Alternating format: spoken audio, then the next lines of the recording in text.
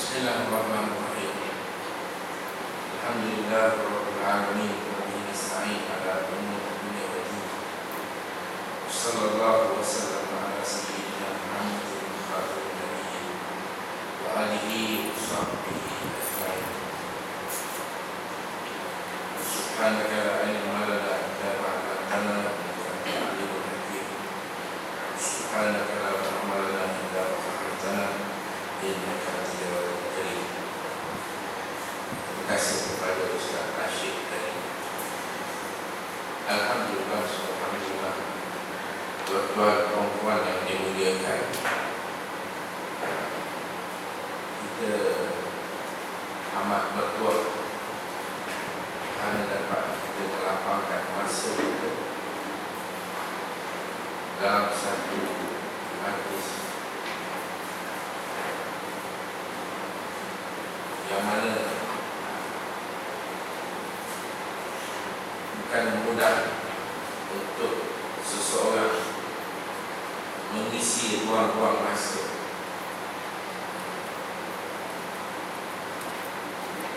dalam kita memanfaatkan masa kita, terutama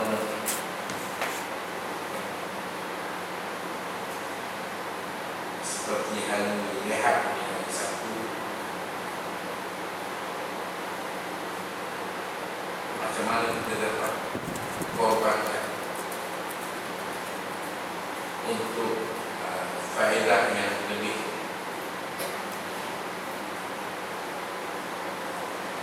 Tuan-tuan yang mulia, setiap majlis yang kita hadir, yang kita berada di dalamnya, akan memberikan kita rasa kesal. Macam kita silap menyesal, di mana majlis-majlis yang melegakan kita, melalaikan kita daripada Allah Subhanahu Wa Taala, majlis yang tak ingatkan kita pada Allah. Sebab itu kata Nabi dalam hadis, ni'matan maghbunun fihima katsirun minan nas. Ada dua nikmat ramai orang tertipu, terpedaya daripadanya. Maknanya orang tak pandai nak menggunakan, akhirnya tertipu. Satu ialah asihat, kesihatan badan. Masa sihat, dia tak ambil peluang untuk dia beribadah, untuk dia menuntut ilmu, untuk dia buatkan sesuatu yang menjadi perkara. Yang kedua, Nabi kata al-farah, kelapangan masa.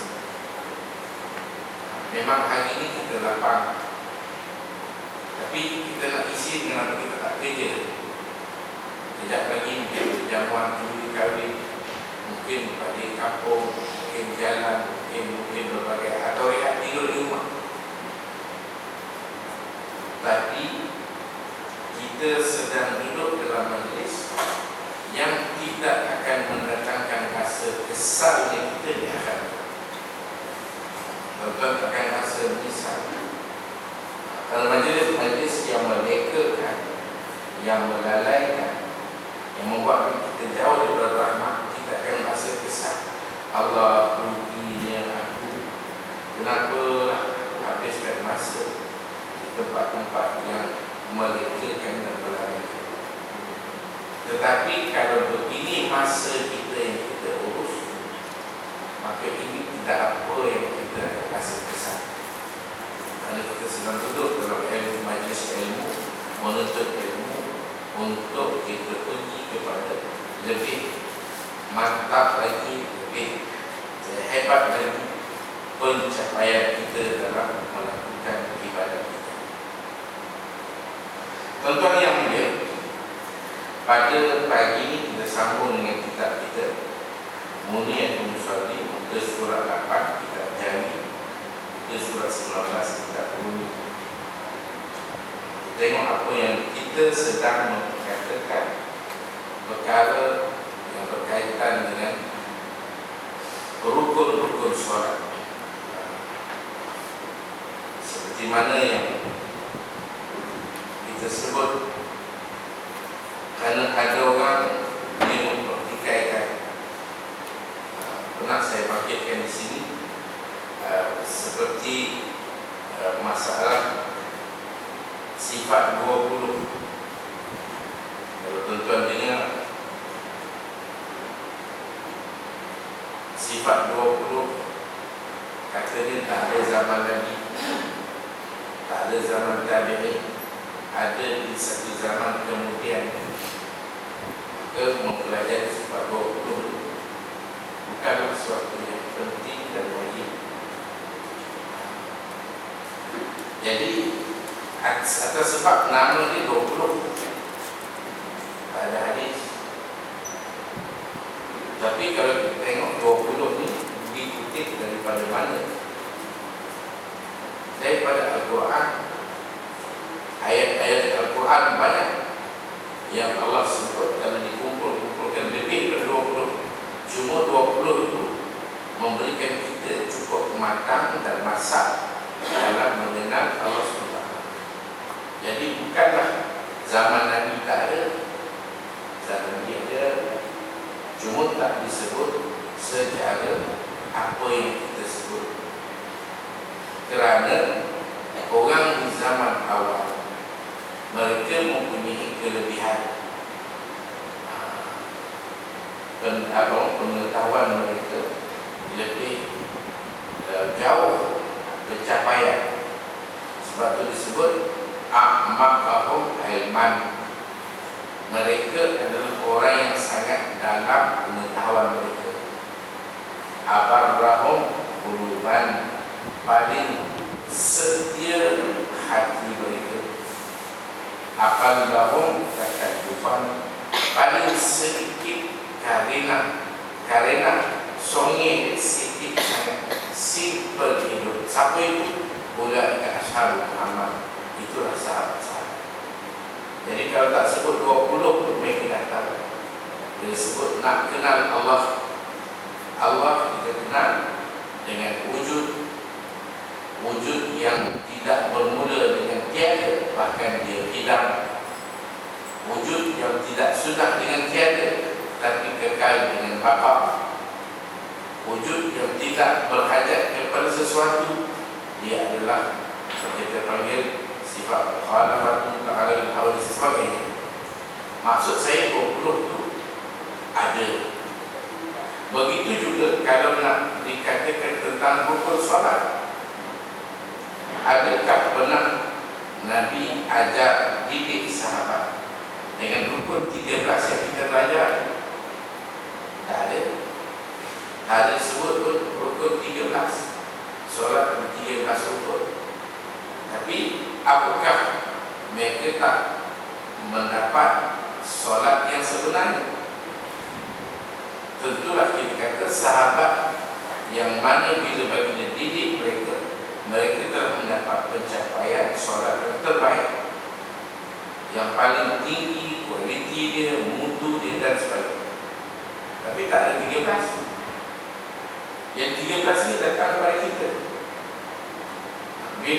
Bila keadaan begini, tak ada orang boleh menafikan rukun 13 ini. Ada orang boleh kata, saya tak nak terima 13 ini. Tentu tak boleh, kamu siapa? Kena terima rukun solat 13. Jadi walaupun tidak disebut zaman Nabi, tapi sama. Yang 13 inilah ada zaman Nabi. Cuma segi kecerdikan mereka itu lebih, tak disebut secara angka. Kita dikurang sikit, maka disebut secara angka untuk kita dapat faham apa yang mereka telah faham. Itulah rukun solat. Dan hari ini kita nak masuk rukun yang ke-7.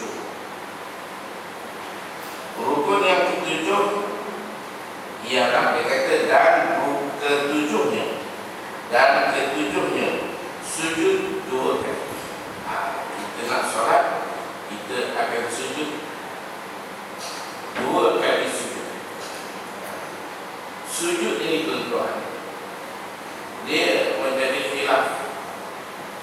di kalangan ulama. Masalahnya mana lebih afdal dalam rukun-rukun solat, apakah qiyam atau rukuk atau sujud. Tiga rukun ini boleh dipanjangkan sepanjang mana pun boleh. Kalau kita nak panjangkan qiyam, panjangkan. Baca Fatihah, baca satu Quran kalau boleh. Atau kita nak panjangkan rukuk, kita qiyam, kita rukuk, panjang rukuk, boleh. Atau kita nak panjangkan sujud, qiyam, rukuk, i'tidal, sujud, lama sujud, boleh. Seperti ibadat yang dilakukan oleh seorang tabi'in, Sayyidina Uwais Al-Qarani. Uwais Al-Qarani dia macam tu sembahyang. Hari ini dia panjangkan qiyam, malam besok nanti dia akan panjangkan rukuk, malam lusa pula nanti dia akan panjangkan sujud. Ini ketiga jenis ibadat yang sedang dilakukan oleh malaikat-malaikat yang berada di langit.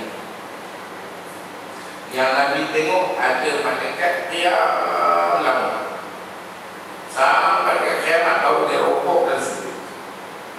Ada malaikat rukuk lama sampai dekat nak kiamat nanti, barulah dia akan turun sujud dan selesai salat.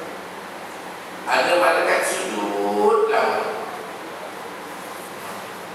Itu dia punya julukan. Mana yang lebih afdal?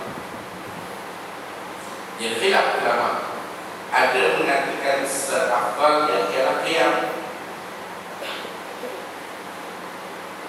kerana dalam qiyam kita akan baca Al-Fatihah, dan Al-Fatihah adalah seafdal surah. Seafdal surah Al-Fatihah. Dan itu satu pandangan. Pandangan lain mengatakan yang paling afdal daripada jumlah rukun-rukun solat semuanya ialah sujud, kerana baginda Rasulullah SAW diriwayatkan pernah bersabda, aqrabu ma yakunu al-'abdu li rabbih wa huwa sajid. Jarak yang paling hampir antara seorang hamba dengan Tuhannya bila dia berada dalam sujud. Sujud ini mendekatkan kita kepada Allah. Jadi akhirnya masing-masing mempunyai kelebihan yang tersendiri. Sujud ada kelebihannya, dan qiyam ada kelebihannya. Kelebihan sujud dengan dekat dengan Allah dalam berdoa, kelebihan qiyam dengan Al-Fatihah tadi. Sujud ni tuan-tuan, sebelum saya pergi dalam kitab, Allah sebut dalam Al-Quran, ara'aita alladhi yanha 'abdan idza shalla. Allah kata, apakah kamu pernah tengok seorang manusia yang cuba menegak manusia lain daripada melakukan solat? Ini mengisahkan perbuatan Abu Jahal, di mana Abu Jahal ini pernah bertekad nak menghempap batu yang besar ke atas kepala baginda bila baginda sujud. Dia tak marah rokok, dia tak marah diam, tapi dia marah sangat bila sujud.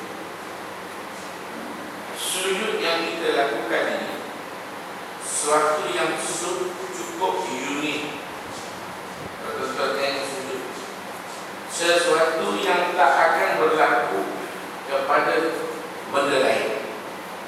Kita tak akan nampak seorang anak sujud kepada ibu atau bapa, seorang isteri sujud kepada suami. Sujud kita ada. Qiyam ada, naik bas, qiyam, tunggu, qiyam, bergantung. Rokok duduk biasa. Bila orang tua dah bongkok. tunduk, tapi sujud tak ada sujud. Saya pernah tengok dalam satu YouTube gambar macam mana pembesar-pembesar atau duta-duta asing daripada negara lain, orang Thailand atau orang luar, dalam mereka menghadap Raja Siam, mereka tidak sujud. Menghadap Raja Siam sujud, tapi sujud bukan sujud macam ni.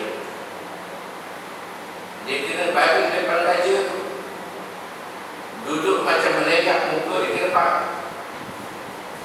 Ini antara raja dunia yang hari ini disembah. Raja lain adalah Raja Siam. Orang Siam ada setengahnya menganggap raja mereka ni Tuhan. Sebab itu gambar raja menghadap depan.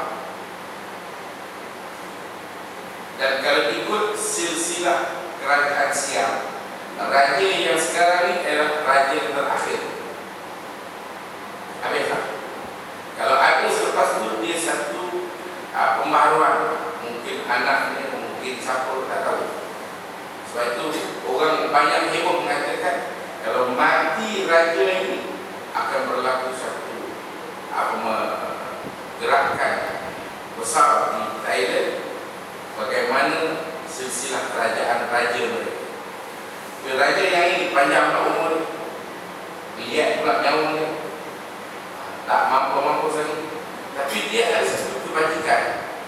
Saya dengar dari kawan, dia di belakangan ini, masa dia sihat, masa dia berjalan, dia suka pergi ke masjid. Dia boleh duduk 1 jam, 2 jam duduk di kawasan halaman masjid, dia tengok orang kampung masuk solat.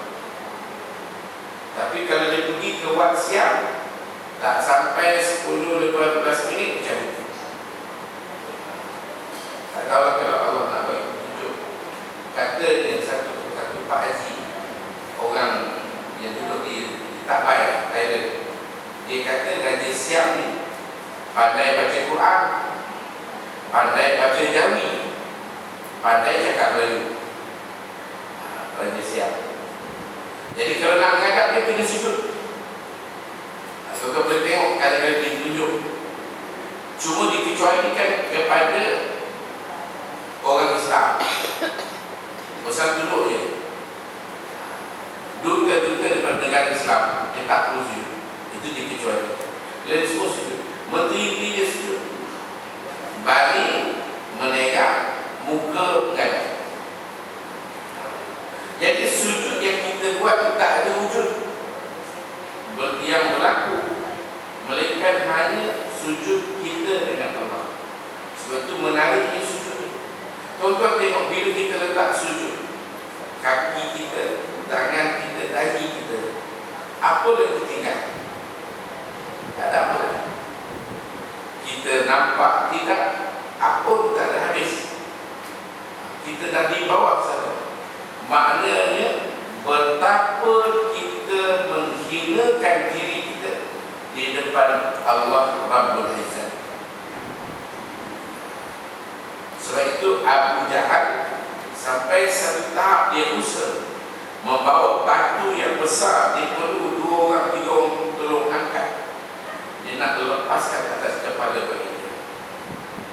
Memang dia buat, tetapi bila dia cuba nak menghempaskan, tiba-tiba batu tadi dia umpan ke belakang. Kalau tidak kena kepala di sini. Bila ditanya kenapa, dia kata kamu tak tahu. Ada lembaga di sebelah Muhammad yang siap sedia nak telan kalau aku cuba nak teruskan. Itu dia. Jadi tuan-tuan, saya cuma jahil saya lah. Saya tengok kenapa orang Arab ni marah sangat, kenapa Abu Jahal marah sangat sujud. Jadi sujud itu tuan, kita letak anggota mulia, muka ni paling mulia, paling mulia. kita letak di tempat kita pijak. Maknanya satu penghinaan. Lebih hina lagi, kita punya tempat yang mana keluar najis, keluar angin lah, keluar najis lah, air besar, air kecil, kita bagi dia lebih tinggi daripada kepala. Sebab itu syarat sah sujud, kita mesti sujud kepala mesti di bawah. Jangan sujud alaskan sesuatu sehingga membuatkan separas, itu tak sah. Kepala mesti bawah, buntut di atas. Mana itu, ini tempat buang najis sudah berada di tinggi berbanding dengan kepala, tempat otak semua di bawah. Sebab itu kalau tuan-tuan tengok orang Arab, kalau kita pegang kepala ni, dia tak marah. Dia macam kawan. Walaupun kita orang Melayu, tak boleh pegang kain, jangan main kepala. Dia tak. Tuan-tuan boleh tengok mana Pak Arab pegangkan kepala dia. Jangan sampai kita tak tercapai tinggi sangat. Panjat dengan kepala dia, tak kalau jumpa pegang, dia duduk dengan kepala. Halo kawan. Tak apa. Tapi jangan cuek buntut dia. Itu jangan usik. Kita orang Melayu pula terbalik. Situ yang ada usiknya. Lama tak jumpa, sekali jumpa, pak, kita pun buntut. Halo kawan. Mesra lah tu. Orang yang. Jadi tuan-tuan boleh saya balik kepada sujud. Sujud ni kita tak boleh sujud kepada sesiapa pun. Sebab itu sahabat-sahabat pernah minta untuk sujud kepada Nabi. Kerana mereka nampak Raja Rom, bagaimana rakyat, orang ramai, pegawai-pegawai menghadap Raja sujud. Raja Parsi, rakyat dia sujud. Yang saya sebut tadi, Raja Siap, rakyat dia sujud. Jadi sahabat-sahabat minta untuk diizinkan sujud kepada baginda. Baginda kata tak boleh. Manusia tak boleh sujud sama manusia. Melainkan kalau nak pun, kalau boleh, sebenarnya tak boleh juga. Aku akan perintah isteri-isteri sujud kepada suami-suami mereka. Tapi tak boleh sujud. Malah kalau boleh, itu saya tak berubah kata Nabi. Tapi tak boleh sujud. Jadi kita tengok apa ada dalam sujud.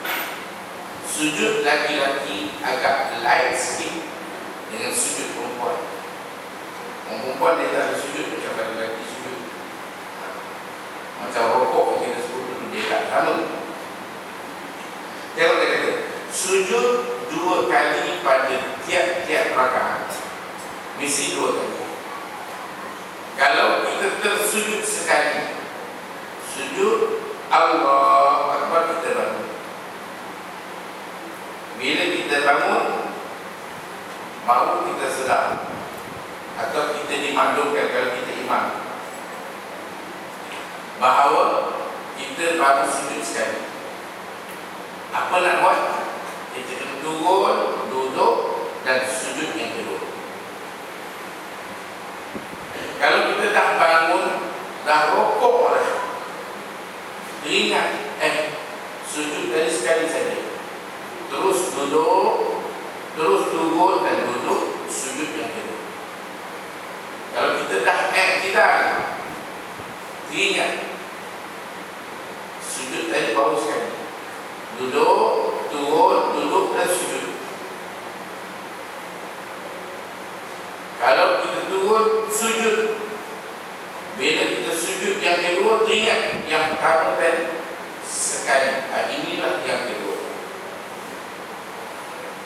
Jadi maknanya sujud ni mesti 2 kali. Dia tak boleh sekali-kali kita tanpa buat 3. Jangan rakaat pertama kita sujud sekali. Bila rakaat kedua kita buat 2 kali, teringat yang pertama tadi tak cukup, maka tambah 1 lagi. Nak cover balik, kita tak boleh pakai. Kalau kita ingat bila rakaat kedua kita dah sujud 2 kali, teringat menjadi rakaat kedua ni otomatik menjadi rakaat pertama. Rakaat pertama dianggap lama. Jadi yang kedua jadi pertama. Mana kedua tak ada, datang yang kedua, datang yang keempat. Kalau kita sujud yang pertama sekali, yang kedua 2 kali, yang ketiga 2 kali, yang keempat 2 kali. Sebelum salam ingat, yang mana kita sujud sekali rakaat pertama, kita kena bangun tambah 1 rakaat. Dia tak ada tambah sujud, dia tambah 1 rakaat. Di mana rakaat itu full, Fatihah, rokoknya, tidaknya, duduk sujud, buat kali akhir. Sebelum kita bagi salam, sujud sahwi 2 kali, baru bagi salam. Kita ada 4 jenis sujud. Sujud dalam solat yang kita tahu, sujud sahwi untuk kita tampung solat kita, sujud tilawah untuk kita dapat ayat-ayat yang kita sujud, sujud syukur, sujud bila kita dapat sesuatu nikmat yang mengejutkan. Nikmat yang mengejutkan maknanya kita tunggu baru dapat. Sujudlah. Contohnya isteri melahirkan anak sembuh daripada penyakit, menantu sedar daripada koma. Ini nikmat yang bukan dapat dia bisa mengejut. Kalau nikmat dapat tiap hari tak payah kita tak payah sujud. Kenyang makan, sujud apa sujud? Aku dapat nikmat rasa kenyang, makan hari ini lauknya sedap. Tapi mungkin hari lama dah tak boleh makan, lama dah tak boleh makan, rasa tiup dia masuk air, tapi hari ini dah boleh makan. Boleh sujud. Jadi 4 dia sujud. Dia tak ada sujud kosong. Macam kita tengok dia sujud dekat tiang gol, main bola, sekali dia sepak masuk gol, dia akan sujud di situ. Itu haram. Ataupun badminton pun ada juga. Dia menang badminton, dia sujud dekat court. Kita tak boleh saja sujud. Sujud kosong tak boleh. Tak ada tiap, tak ada takbir, tak ada apa. Kalau sujud ni dia ada syarat dia. Kalau kita nak sujud syukur pun, sekalipun kita sujud syukur, apa syarat yang kita kena ada? Kita bisa ada wudu. Pakaian yang kita pakai mesti bersih. Kita mesti niat, mesti takbir, mesti sujud, ada tamanina, bagi salam, tertib. Itu dia sujud. Main saja sujud dia tak boleh. Ini perkara ibadat. Kita tak boleh buat ikut cita rasa kita. Tengok dia, sujud 2 kali pada tiap-tiap rakaat dengan tumakninahnya. Apa maksud tumakninah? Tumakninah ni dia kata sukunun ba'da harakatin bihaitsu yastaqiru kullu udwin mahallahu biqadri subhan. Berhenti seketika. Itu tumakninah. Berhenti seketika di antara 2 pergerakan. Kalau kita nak rukuk, pergerakan tunduk dan bangun. Kalau kita nak sujud, pergerakan tunduk dan bangun. Berhenti seketika, sehingga semua anggota terhenti pada tempatnya. Kita letak tangan dari semua terhenti pada tempat dia, sekadar subhanallah. Bukan lama sekadar subhanallah, bukan sebutan, kadar subhanallah. Saya pernah saya solat masa saya di Pakistan dulu, solat di platform kereta api, rel kereta api. Pakistan kita naik kereta api lama. Kalau paling laju pun 16 jam.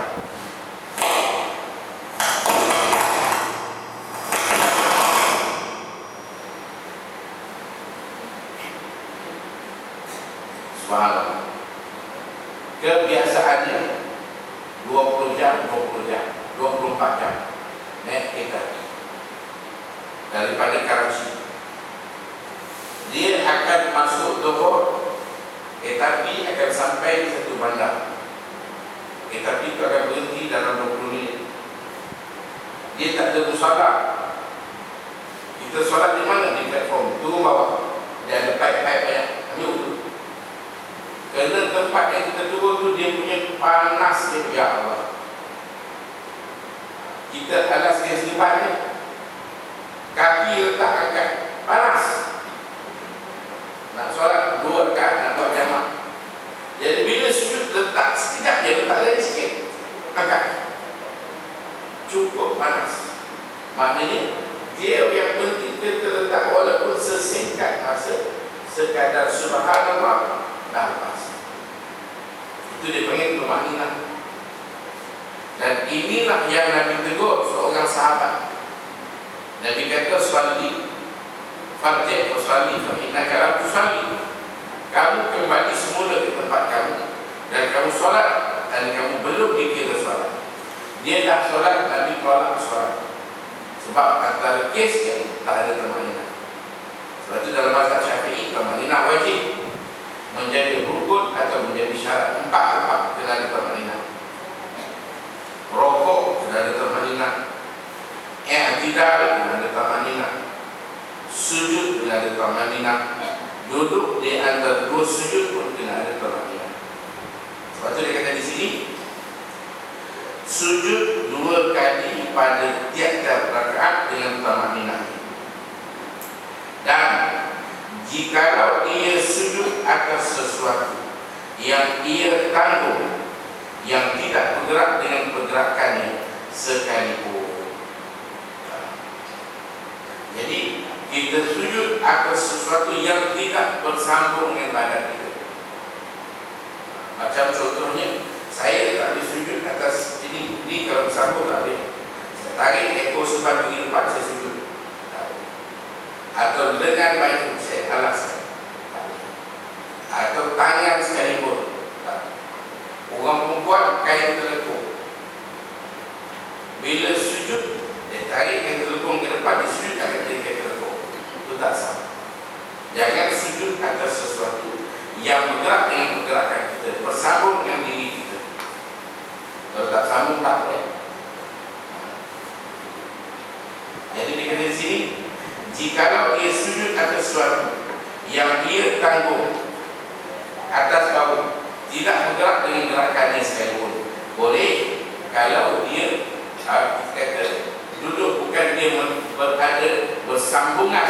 Kalau bersambung, tanggung lain, sambung lain. Kalau kita tanggung kain letak atas bawah kita, sujud letak bawah, boleh. Jadi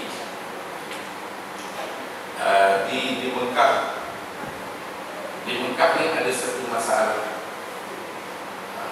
Masa saya pergi dulu, iaitu bila hari Jumaat. Lepas tu bila pergi Mekah hari Jumaat ni, kita kena pergi atas jauh. Jangan duduk dekat-dekat dengan pintu. Kebetulan saya tak jauh. Kita dah elok di atas saf. Katakanlah saf 1, 2, 3 saf. Terlampau ramai orang yang masuk ni, dia tak peduli dah. Dia pergi buat saf di tengah-tengah. Lepas tu kita nak sujud. Daripada 3 saf jadi 5 saf. Kita tak boleh tepuk bau dia, langkah-langkah. Alah dia. Orang dekat Mekah ni, orang yang datang haji atau datang umrah kadang-kadang barat dia panas. Oh jangan, tak boleh tegur. Macam mana nak sujud ni? Saf daripada 3 memang boleh sujud lah. Tapi kalau dah jadi 5, nak sujud macam mana? Jadi ada ustaz saya, dia kata dia sujud, terpaksa sujud depan, atas kaki orang dia sujud. Kebetulan kaki depan itu perempuan, tapi sebab di mazhab Hanafi tak sentuh, tak batal, dia sujud ke kaki perempuan. Sekali dia terasa ada orang sujud ke kaki dia, tengok kat belakang, perempuan juga. Orang Hanafi tak ada sembahyang perempuan di belakang, batal sembahyang. Susah dia nak sembahyang juga. Kalau kita susah masalah sentuh, dia masalah solat. Kalau ada perempuan di sebelah kanan kita di belakang, batal solat. Jadi ini sujud betul. Kita tengok. Dia kata, jikalau ia sujud atas sesuatu yang ia tanggung tidak bergerak dengan gerakannya sekalipun, dan sekurangnya yang mengenakan suku dari dahinya, suku dari lututnya, dan dua tapak tangannya, dan anak jarinya yang penting, dan perut anak jarinya atau jari kedua kakinya pada tempat sujud. Yang kita nak kata suku di sini, suku maknanya, suku ni maknanya sebahagian. Bukan kita nak sukat suku tu 1/4. Kalau kita nak bagikan kepala kita, dahi 1/4, ambil kembali sebentar, 1/2, 2, 3/4, 4. Bila kita nak suku, bila kita sujud, maksud suku di sini sebahagian. Ini tempat, ini dahi kita, dipanggil hajibah ataupun nasyah. Kita tak ada sujud sini, jangan sujud di sini, jangan disujud atas sini, tapi di sini dahi. Betul, orang perempuan jangan pakai tudung tutup macam ni, tak sah. Memang kalau pakai biasa tutup, nampak sikit je dahi dia, tak apalah. Kalau pakai, bila nak solat, tenangkan, bagi ruang. Orang lelaki pun sama, jangan pakai topiah atau selupuk yang kita tutup dahi. Ini sujud jawab tak sujud. Sebab itu orang Pakistan dia hidung panjang. Kalau letak topiah dengan hidung dia, dahi langsung tak kena. Kena tepuk lubang lah untuk masuk ke hidung dia, baru dia letak dahi dia. Lepas tu dia kena angkat bagi nampak di tempat sujud. Ini dahi ni, ini tempat sujud. Maknanya kalau sini saja boleh, sini saja boleh, sini saja boleh. Rambut dia banyak, tak perlu dia nak tolak setiap kali tolak rambut, tak. Kalau dia sujud tertutup habis semua dengan rambut, itu tak sah. Tapi kalau suku sebahagian letak sebahagian sini rambut dia, ke sini terbuka sikit, kena sini je, dia semua tutup rambut dia, tak ada. Kena juzuk sebahagian. Ini dia punya anggota sujud, 7 anggota sujud dahi jabah. Jadi orang perempuan jaga jangan sujud atas kain telekung.